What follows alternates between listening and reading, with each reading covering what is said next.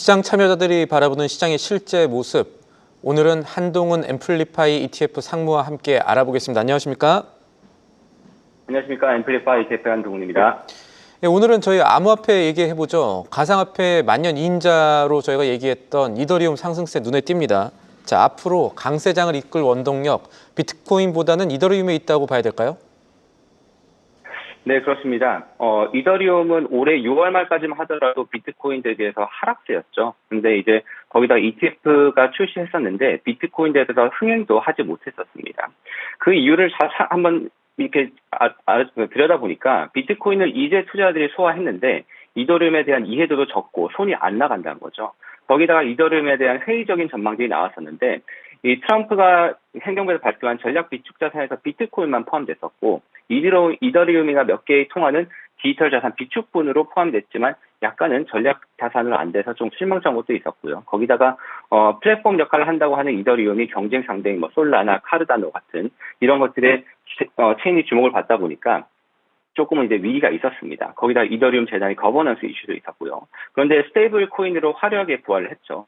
근데 기본적으로 가장 크게 변화된 이유는 비트코인을 비롯해서 가상자산에 대한 인식 변화였는데 트럼프 1기 때 크립토 자산이 미국 달러의 패권에 도전한 자산이다라고 보면서 상당히 부정적이었는데 2기가 되면서 디지털 자산이 달러 패권을 강화할 수 있다라고 하면서 인식의 변화가 생겼고요. 그 중심에 스테이블 코인입니다.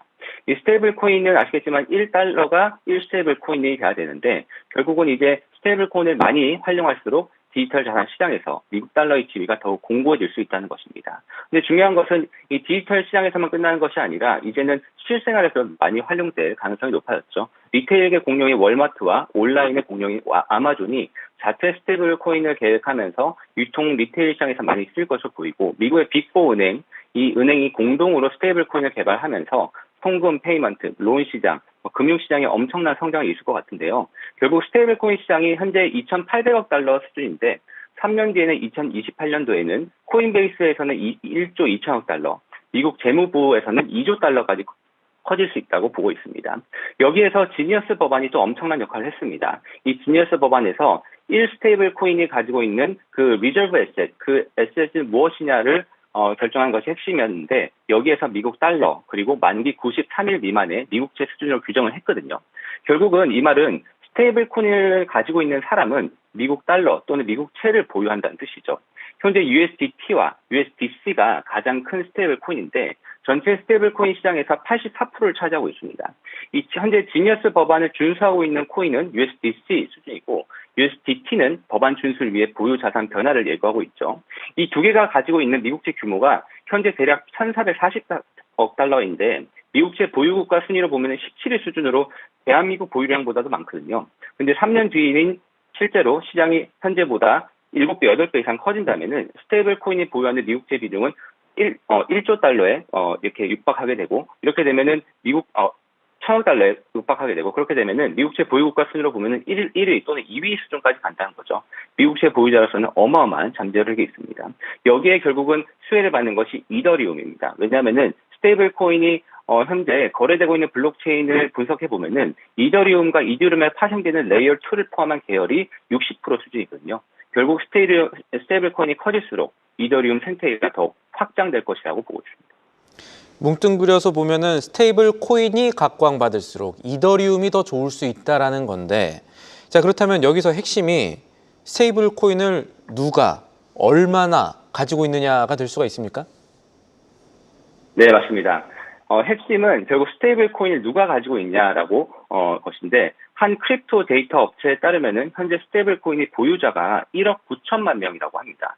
이 말은 결국 1억 9천만 명의 개인 또는 기관들이 미국채를 보유하고 있다는 뜻인데요. 최근에 관세 이슈로 인해서 미국과 경쟁 상대인 중국, 미국의 우방국인 일본 등이 국가들이 보유 중인 미국채를 팔 수 있다라고 협상 카드를 내세우기도 하죠. 미국 입장에서는 미국채 투매에 대한 불안감을 가질 수밖에 없는데 이제 특정 국가의 외환 보유고가 가지고 가는 것이 아니라 향후에는 전 세계 스테이블 코인을 보유하는 사람들이 달러를 보유하게 되면서 미국채를 보유하는 든든한 그런 홀더가 된다는 거죠. 그렇다면 자, 증시에서 이런 가상자산의 추세를 이용한 투자를 할 때 어떤 식으로 접근하는 게 지금은 좀 유용한 방법이 될 수 있을까요? 네, 일단은 우리나라 대한민국 국민으로서는 현재는 이더리움의 현물 ETF를 살 수는 없습니다. 그런데 이제 그렇다면 이제 이더리움에 직접 투자하는 가상 거래소에서 투자하는 방법이 있을 것 같고요. 그리고 이제 이더리움 선물 ETF를 활용하여서 요즘에 레버리지 인버스 같은 그런 ETF 투자를 많이 하시고 있더라고요. 그래서 그런 방법들도 있겠지만 이더리움과 스테이블 코인 관련된 기업들도 상당히 많이 있죠. 스테이블 코인 발행사로 봤을 때는 서클, 코인베이스와 서클이 이제 USDC라는 스테이블 코인을 발행한 공동 발행사고요. 그리고 파이저브라고 하는 이 회사가 FIUSD라는 스테이블 코인을 마련했고요. 그리고 페이팔 같은 경우도 본인들의 페이팔 US 달러를 만들었습니다. 이런 스테이블 코인 발행사가 있을 것 같고 로빈후드와 코인베이스 같은 거래소도 큰 역할을 할 것 같고요. 또한 이더리움을 많이 가지고 있는 회사들로서 최근에 탐리가 상당히 이제 광고를 많이 하면서 비트마인이라는 회사 그리고 샤플리크 게임이라는 이러한 회사들도 이더리움을 많이 갖고 있는 회사입니다. 다만 개별 기업들의 변동성이 크다 보니까 블록체인 및 가상자산 기업에 투자하는 ETF 중에서는 이것들 ETF로 투자하시겠다 하면은 가장 규모가 큰 ETF는 블럭이라는 ETF가 있습니다. 이 블럭 같은 경우는 채굴업체, 플랫폼, 그리고 벤처 투자, 거래소 등 다양한 가상자산 관련된 회사에 투자를 하고 있는데요. 블럭 안에 이더리움 및 스테이블 코인 관련된 기업들 비중은 한 30% 정도 수준이 되고 있습니다. 최근 3개월 동안에 블럭은 21.7%를 기록을 했는데요. 현재 지금 이더리움과 비트코인이 경쟁 관계라고 지금 약간 사람들이 보고 있지만 실제로는 당연히 그럴 수 있겠죠. 하지만 비트코인 같은 경우는 금으로서 계속 가치가 인정되면서 를 하지 않을까 싶고요. 비트코인은 거의 블록체인의 그 대명사죠. 반면에 이제 이더리움 같은 경우는 비트코인과 경쟁 관계라기보다는 서로 다른 용도죠. 이더리움 같은 경우는 은으로 분류가 되면서 시가총액 2위라는 그런 큰 암호화폐 자산이지만 동시에 이제 산업용 용도로 쓰이는 플랫폼으로 많이 사용하다 보니까 서로의 확장에 도움이 될 거라고 보고 있습니다. 다만 스테이블 코인은 미국의 현재 정책인 달러, 미국채 패권 유지라는 것에 상당히 부합을 하고 있죠. 그러다 보니까 현재 비트코인이 이렇게 상승한 것도 미국 정부의 드라이브가 있었기 때문인데 스테이블 코인의 경우에는 미국 이익과 더 부합하고 초당파적으로 솔직히 상당히 스테이블 코인에서 옹호를 하고 있기 때문에 이더리움의 모멘텀은 당분간 비트코인보다는 더 좋지 않을까라고 조심스레 전망을 해봅니다. 알겠습니다. 실제로 이 산업에 쓰일 수 있다는 점에서 이 이더리움이 디지털 은이라고 하는 게 금보다 안 좋다라는 얘기가 아닐 수도 있겠군요. 알겠습니다. 오늘 말씀 여기까지 듣죠. 지금까지 도움 말씀에 한동훈 앰플리파이 ETF 상부였습니다. 감사합니다. 감사합니다.